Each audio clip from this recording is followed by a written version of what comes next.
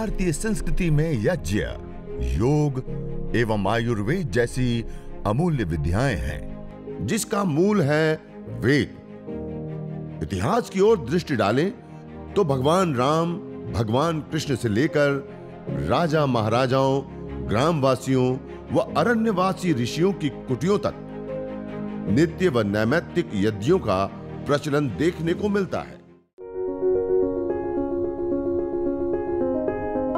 हरिवंश शुक्ला जी है थाने में, उनको हमने बोला माथेरान शिविर में आप आइए। बोले हमारी धर्म पत्नी 2 साल से बहुत बीमार है, उनको छोड़ के हम नहीं जा सकते हैं। तो हमने बोला क्या तकलीफ है, तो उन्होंने तकलीफ बहुत गिनाई। अभी हम डॉक्टर तो है नहीं, जानते भी नहीं कि क्या तकलीफ है। तो हमने बोला कि आप यज्ञ क्यों नहीं करते हैं? बोलते नहीं आता हमको। तो हमने बोला हम आकर सिखाएं आपको, हम बताएं जितना हमको आता है। तो हम बताते हैं, सब सामान भी लाए। तो बोलते अच्छा लाए।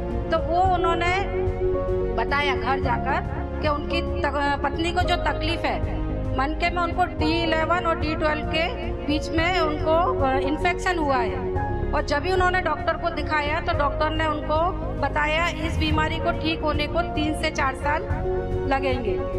तो हमने बोला ठीक है, हम योग तो आप कर ही रहे हैं और योग उनको कराइए और इनको ये यज्ञ आरंभ कीजिए। तभी उन्होंने यज्ञ आरंभ किया और 6 महीने के बाद उनको उसको पूर्णतः आराम मिल गया। जो इन्फेक्शन था डॉक्टर ने बताया कि इससे टीबी होने की संभावनाएं ज्यादा है। तो उन्होंने अभी 6 महीने के बाद जब उनकी रिपोर्ट निकाली तो वो पूरा एकदम ठीक हो गया है और 6 महीने में उनको आराम मिला। डॉक्टर ने बोला अब ये पूर्णतः स्वस्थ है। तो ऐसा लाभ है। यज्ञ में मंत्रों का प्रयोग, योग आदि जो भी हम क्लास या कोई भी शुभ कार्य शुरुआत करते हैं, पहले हम मंत्र का उच्चारण करते हैं और कक्षा आदि के अंत में भी हम मंत्रों का उच्चारण करते हैं। भोजन आदि करते हैं, वहां पे भी हम मंत्रों का उच्चारण करते हैं। जल सेंचन, आचमन, अंग स्पर्श आदि करते हैं, अलग अलग विधि के अनुसार अलग अलग जगह। अर्थात जल सेंचन, आचमन, उसकी भी हम आगे आपके पास विशेष रूप से चर्चा रखेंगे। उसका भी एक बहुत बड़ा महत्व है जल सेंचन, आचमन आदि करने का भी। लेकिन अभी मैं बता रहा था मंत्र, जब हम मंत्र का उच्चारण करते हैं, एक बार मात्र मंत्र पढ़ने से उस पानी का जो संरचनात्मक जो ढांचा है, उसके जो क्रिस्टल है, वो पूरी तरह से परिवर्तित हो जाते हैं, रूपांतरित हो जाते हैं। हमारे मस्तिष्क के अंदर 80% से ज्यादा पानी रहता है और जब हम गायत्री मंत्र का उच्चारण करते हैं तो विशेष रूप से प्रभावित होता है और उसके कारण हमारी बुद्धि की क्षमता बढ़ती है। और धियो यो नः प्रचोदयात्, हमें बुद्धि दीजिए। जो यह प्रार्थना की गई है वो प्रार्थना की वहां पूर्ति होती है। और ये रिसर्च से भी डॉक्टर रमा जी ने उसको सिद्ध किया है कि हम गायत्री मंत्र का उच्चारण करते हैं तो ये विशेष प्रकार की ये फ्रीक्वेंसी निकलती है और इस फ्रीक्वेंसी के ऊपर हम वाटर को ये फ्रीक्वेंसी देते हैं तो उससे ये उसमें चेंज आ जाता है और हमारे मस्तिष्क में इतने प्रतिशत पानी होता है और वो पानी में भी उसके ऊतकों के अंदर भी ये चेंज आता है और उसके कारण उसके बीच में जब मस्तिष्क रहता है तो उस मस्तिष्क के ऊपर भी उसी प्रकार का प्रभाव पड़ता है, पॉजिटिव प्रभाव पड़ता है, अच्छा प्रभाव पड़ता है। स्मृति शक्ति, याद शक्ति, पॉजिटिव सोचना और भी बहुत सारे शुभ का आधान होता है। तो इस प्रकार से मंत्र के बारे में। दूसरा यह भी पाया गया है कि हमारे ऋषियों ने पूर्व काल में कुछ जो गुफाओं में हमारे ऋषि महर्षि रहते थे तो अलग अलग जगह, लेबोनेन है, पोलेबिया है, गीजा है या और भी अलग अलग जगहों पे जो इस प्रकार के पिरामिड या इस प्रकार के जो गुफाएं या इस प्रकार के जो मंदिर के घूंघट आदि बने हैं, उसके नीचे भी इसी प्रकार की विशेष फ्रीक्वेंसी मिलती है। अर्थात हमारे ऋषियों ने इस प्रकार के मंदिर या इस प्रकार की वस्तुएं बनाई जिसके अंदर मंत्र उच्चारण करने से जो ध्वनि होती है वो स्वाभाविक रूप से उसके अंदर गुंजायमान रहती है और उसके अंदर जब हम रहते हैं तो उससे भी हमारे मन मस्तिष्क सब प्रभावित होते हैं, शांत होते हैं, सहज होते हैं। इसी प्रकार से उन भवनों को बनाने के लिए बहुत सारी जगहों पे बड़े बड़े पत्थर, 1-1 लाख किलो के पत्थर, कहीं कहीं ऊंचाई तक और कहीं दूरी से लाना।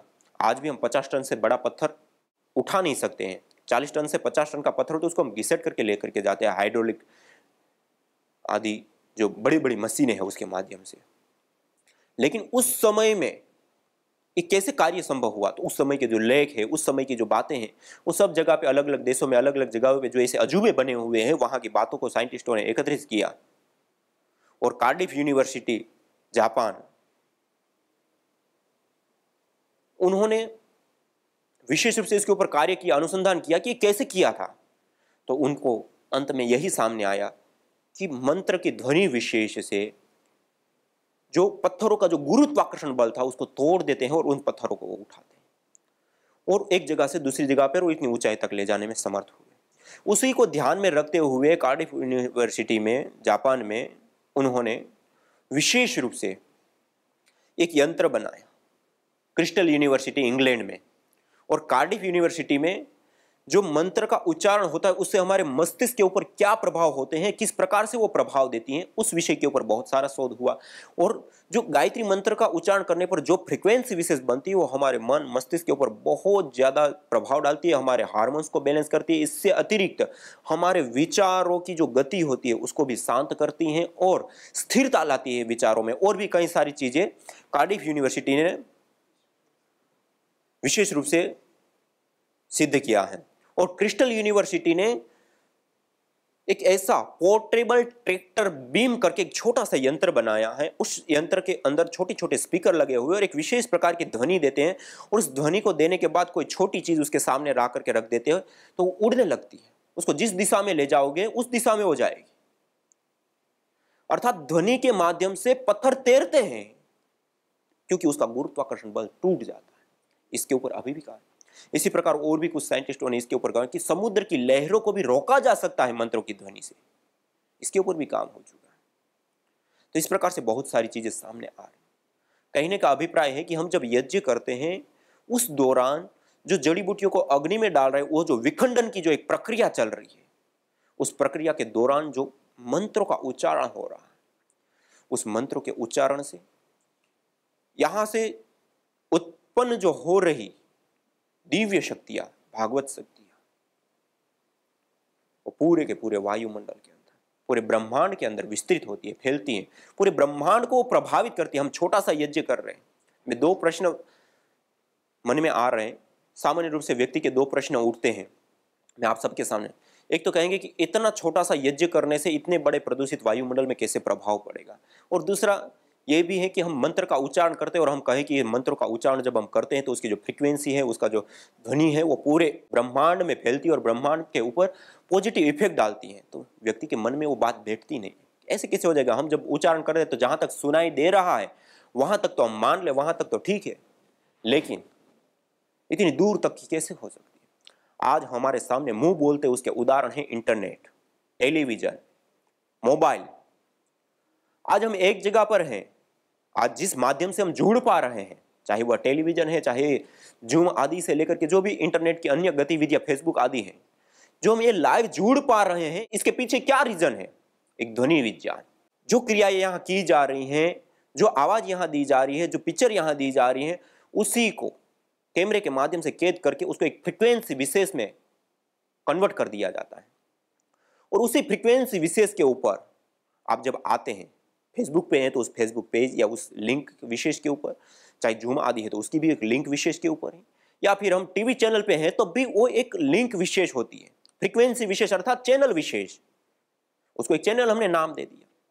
अर्थात उस चैनल विशेष को आप जब शुरू करते हैं, जैसे उदाहरण के लिए मैं बताऊं कि सुबह में परम पूज्य श्रद्धेय स्वामी जी महाराज योग का कार्यक्रम पतंजलि योगपीठ हरिद्वार से प्रतिदिन लाइव होता है। उस कार्यक्रम को कैमरे के माध्यम से कैद करके यंत्रों के माध्यम से एक फ्रीक्वेंसी विशेष के ऊपर उसको छोड़ दिया जाता है। अर्थात जिस फ्रीक्वेंसी को हम आस्था चैनल कहते हैं, पूरे 200 देशों में वह आस्था चैनल चलती है।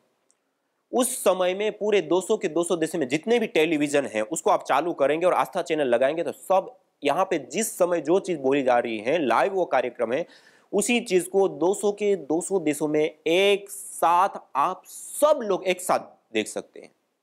अब एक साथ में तो सब जगह पे उपस्थित होना संभव नहीं, लेकिन किसके माध्यम से संभव हुआ? एक फ्रीक्वेंसी के माध्यम से। अब हमें ना सुनाई दे रही है ना दिखाई दे रही है, लेकिन है।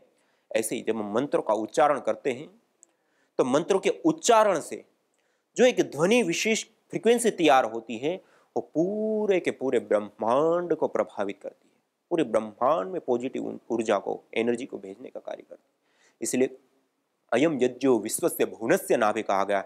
इस यज्ञ से निकलने वाली जो ऊर्जाएं हैं, जो शक्ति है, जो दिव्यताएं हैं, वह पूरे के पूरे ब्रह्मांड को प्रभावित करती है। पूरे के पूरे ब्रह्मांड में ऊर्जा का समावेश, ऊर्जान्वित करने का कार्य करती है। ऐसी शक्ति, ऐसी सामर्थ्य, ऐसी ऊर्जा इस मंत्र में होती है।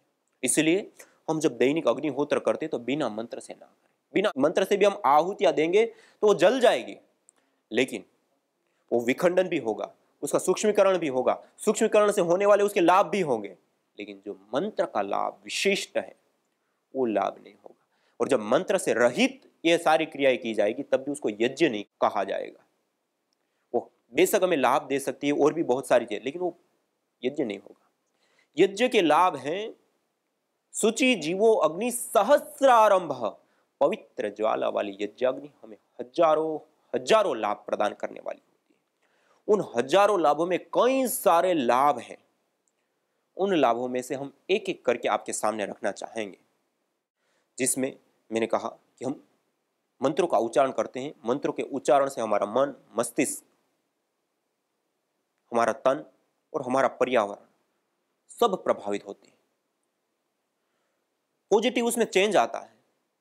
कई सारी ऐसी रिसर्च भी आई है, पेड़ पौधे भी जो होते हैं उसको भी एक विशेष प्रकार की ध्वनि देने से वो भी विशेष रूप से लाभान्वित होते हैं। उसके अंदर एक्टिव कंपाउंड बढ़ जाते हैं, उसके अंदर आने वाले फल, उसके अंदर आने वाला जो टेस्ट या अन्य जो चीजें हैं उन सब में बहुत बड़ा रूपांतरण देखने को मिलता है।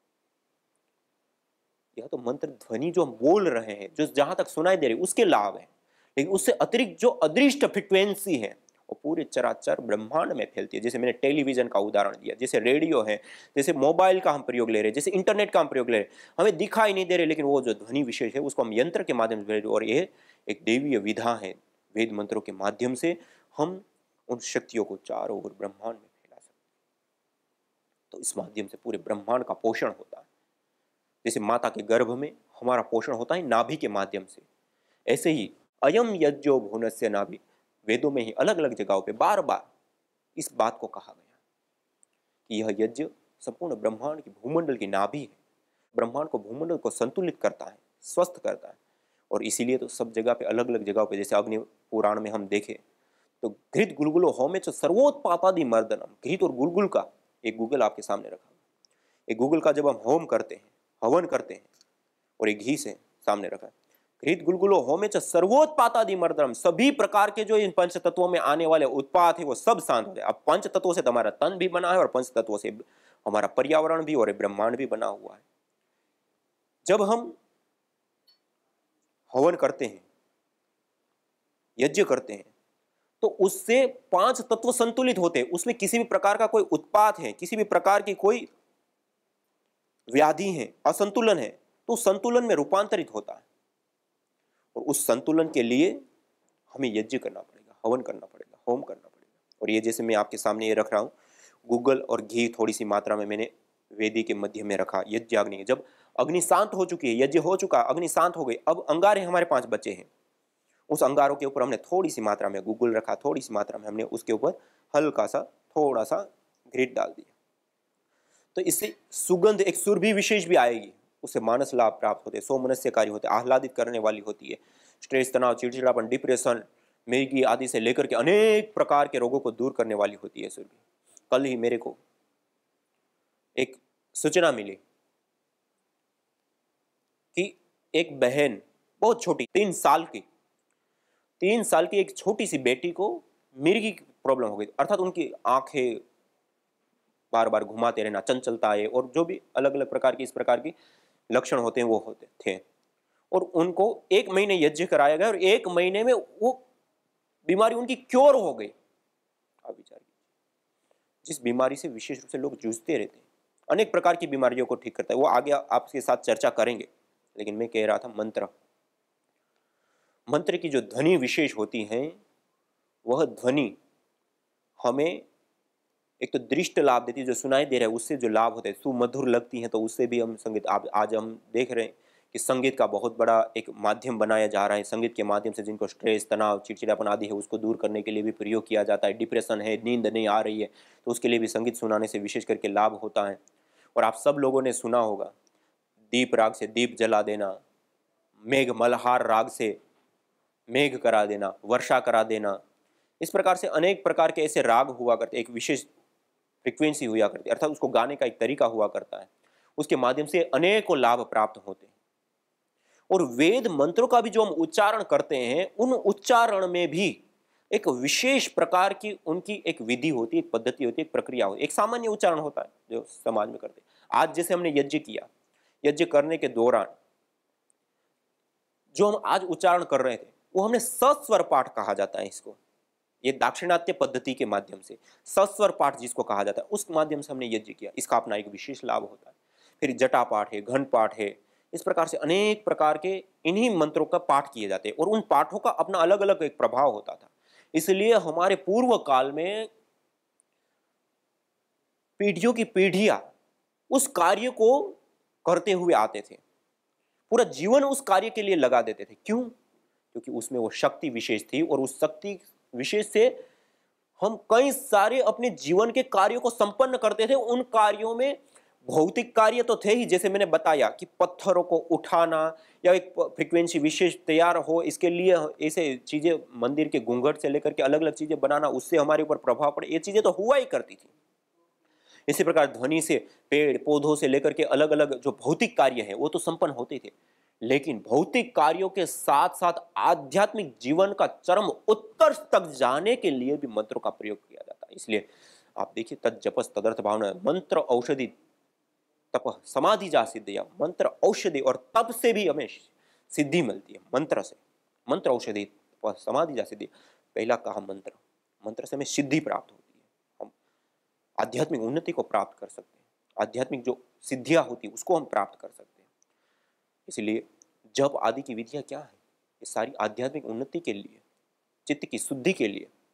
भौतिक कार्य भी संपन्न होते हैं और आध्यात्मिक कार्य भी संपन्न होते हैं, इतनी ताकत होती है। और हम जब यज्ञ करते हैं उस दौरान जिन मंत्रों का हम उच्चारण कर रहे हैं वह विशेष रूप से हमें लाभ प्रदान करते हैं, शारीरिक, मानसिक, पर्यावरण के रूप में, पंच तत्वों के संतुलन के रूप में, पूरे ब्रह्मांड के पोषण और स्वास्थ्य और संतुलन आदि से लेकर के कई सारे प्रकार के, इस प्रकार के हमें अनेकों लाभ वेद मंत्र के माध्यम से प्राप्त होते हैं। तो आज कुछ सामान्य सी मैंने बातें बताई, इसके अनेक लाभ हैं और कल विशेष रूप से हम छोटा, कम से कम समय में हम कैसे यज्ञ कर सकते हैं, तो आप कल अपने घर में यज्ञ की पूरी तैयारी करके रखेंगे और कम से कम समय में हम शुरुआत में ही यज्ञ को संपन्न करेंगे। और उसके बाद यज्ञ के जो विभिन्न लाभ हैं, विभिन्न पहलू है, यज्ञ से चिकित्सा, यज्ञ से कृषि, यज्ञ से पर्यावरण शोधन से लेकर के अलग अलग प्रकार की अनेकों लाभ हैं, उन सब लाभों को आपके सामने रखने का प्रयास करेंगे और जितना हो सकता है उतना ज्यादा से ज्यादा आपके सामने रखेंगे। आज कुछ थोड़ा सा, क्योंकि ये मुख्य घटक होता है मंत्र, मंत्र का हम सही उच्चारण करें, मंत्र के प्रति हमारी निष्ठा हो और उसमें हम गलती ना करें। वैसे हम सीखते समय कोई गलती करते हैं तो उतना उसमें दोष नहीं है, लेकिन जब हम कुछ समय से यज्ञ कर भी रहे, सीख भी रहे और फिर भी हम यदि गलती लगातार के लिए हम कर रहे हैं तो वो हमारे लिए अक्षम्य दोष है, तो उससे भी हम बचें, क्योंकि मंत्रों का गलत उच्चारण करने से पाप लगता है, ऐसा भी कहा गया। तो हम सही उच्चारण करें। तो इस प्रकार से मंत्र के प्रति हमारी श्रद्धा हो। मनना त्रायती थी, मंत्र हमारे तन मन प्राण पर्यावरण से लेकर के समस्त जगत में मंत्र की ध्वनि विशेष है, वो काम करती है, हमें जीवन देती है, हमारे जीवन में उत्कर्ष देती है। तो इस मंत्र के बारे में आपको कुछ बताया और आगे हम आपके सामने कई सारी चीज़ों को रखेंगे। और आज समय कुछ ज़्यादा ही आपका हो चुका है, तो आज मैं इतना ही आप सबके सामने रखते हुए और आप सभी बहनों को मैं प्रणाम करते हुए कि आप सब श्रद्धापूर्वक निष्ठापूर्वक जुड़े हैं। इस 8 दिनों के अंतर्गत यज्ञ से संबंधित क्रियाविधि तो आपको सीखने के लिए मिलेगी ही मिलेगी, लेकिन इस यज्ञ की क्रियाविधि के माध्यम से यज्ञ करके और हम क्या क्या अपने जीवन में लाभ उठा सकते हैं। जिस जीवन को हम जी रहे हैं उसमें कई सारे प्रकार के पोल्यूशन से भी हम जूझ रहे हैं, इसी प्रकार से बीमारियों से हम जूझ रहे हैं, स्ट्रेस, तनाव आदि से लेकर के अनेक प्रकार की समस्याएं और वैश्विक समस्याओं को भी देखें, ग्लोबल वार्मिंग, ओजोन परत का क्षरण से लेकर के अनेक प्रकार की समस्याएं हैं। उन सभी प्रकार की समस्याओं से मुक्ति पाने के लिए, निजात पाने के लिए उसका सटीक कोई समाधान क्या है, तो वह यज्ञ है। और उसके साइंटिफिक प्रमाणों के साथ हम आगे मिलेंगे। कल इसी समय आप सभी लोग उपस्थित रहें और यज्ञ के साथ आप सब तैयारी करके रखें, तो हम सब यज्ञ करेंगे। और उसके बाद आगे मैं बहन काश्मीरा जी से निवेदन करूंगा कि आगे की कार्यविधि वो संभाले और आगे इस यज्ञ को संभाले। सभी को प्रणाम। ओ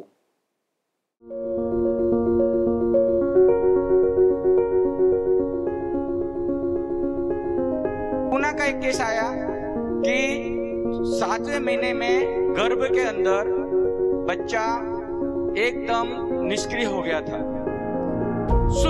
छोटा हो गया था पूरा, और डॉक्टर ने बोला कि अब तो अबॉर्शन करना पड़ेगा इसका। वहां से फोन आया तो हमने डॉक्टर तारा सिंह जी जो आपके बीच में है यहाँ पर, उनसे बात की तो उन्होंने बोला कि उनको यज्ञ कराओ। लेखा माता जी के माध्यम से डोंबिवली से उनसे बात हुई तो नीचे यज्ञ के हवन कुंड के नीचे उसमें ड्राई फ्रूट का लेवल बिछाया गया, सभी तरह के ड्राई फ्रूट उसमें लगाए गए और फिर यज्ञ चालू किया।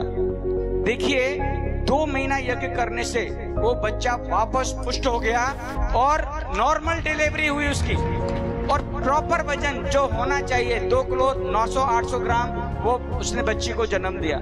मेरी माताजी आज 84 इयर्स की हैं, 3 बार पैरालिसिस हो गया, हमने 3 बार उसको ठीक कर लिया।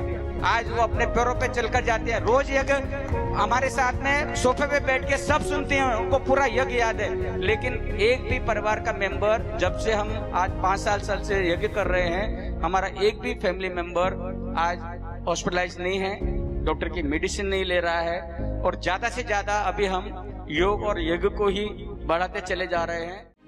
यज्ञ भारतीय संस्कृति का मूल है। तो आइए हम संकल्प लें, संसार के श्रेष्ठतम कर्म यज्ञ को अपनाएं, पिंड और ब्रह्मांड में संतुलन कायम करने वाले यज्ञ को अपने जीवन का अभिन्न अंग बनाएं एवं प्रकृति मां के प्रति अपने ऋणों को अदा करें। विश्व स्वास्थ्य का एक नारा, यज्ञ से होगा जग उजियारा। भारतीय संस्कृति की अमूल्य विरासत यज्ञ की महिमा को जानने हेतु वैदिक चैनल पर प्रतिदिन प्रातः एवं सायं 11:30 बजे यज्ञ महिमा कार्यक्रम से जुड़े। विशेष जानकारी हेतु संपर्क करें। मोबाइल 9068565306।